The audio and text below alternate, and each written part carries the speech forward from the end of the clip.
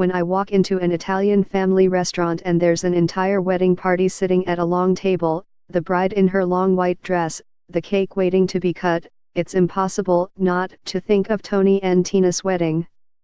The rest of the night at Vino's did nothing to dissipate the feeling of being surrounded by an extended clan of well-wishers. Owner Kathleen Cangianulo seemed to know the name of everyone else in the small dining room, greeting them before going back to pouring wine behind the bar and hustling menus. Her husband, Tony, was back in the kitchen cooking. That's the way it's gone since 2006. The place was packed, partly because they only open 3 nights a week. We settled in for an evening of conversation, wine and food. After finishing with delightful slices of cake Cangianulo's, not the couples, I felt like part of La Familia. In fact, the wife and husband duo have their motto printed right on the menus, "Welcome to the family." The dining room was decorated like a festive living room, a tree of silver globes behind the bar, and small trees encrusted with mirrors disco ball style on the tables.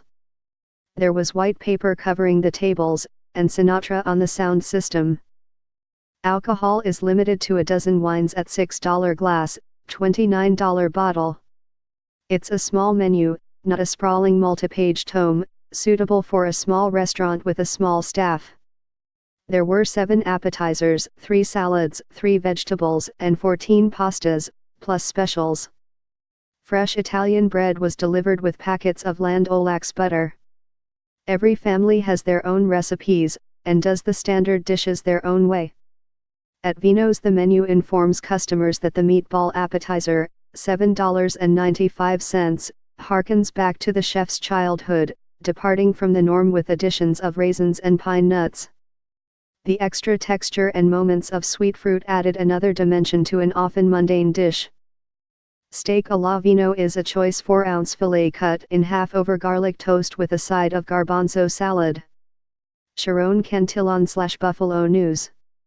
Another off-speed pitch in the appetizer lineup that caught my fancy was steak alla Vino, $9.95. 2 slender slices of filet mignon were sautéed and served on garlic toast with garbanzo salad. With the bread picking up juice from the medium well steak and the nut-like texture of the chickpeas, marinated with onion and tangy with vinegar, it was a surprisingly successful beef and beans snack. Bruschetta bread, $5.95, topped 4 pieces of baguette-sized toast with fresh diced tomatoes and basil, marinated with extra virgin olive oil and garlic. It left an impression of freshness, especially of fresh garlic, which was so plentiful it overpowered everything else.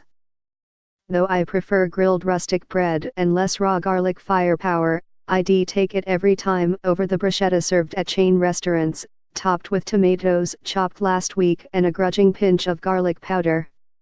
Stuffed peppers, $7.95, here are the usual long semi-spicy chilies, filled with a cheese and sausage mixture.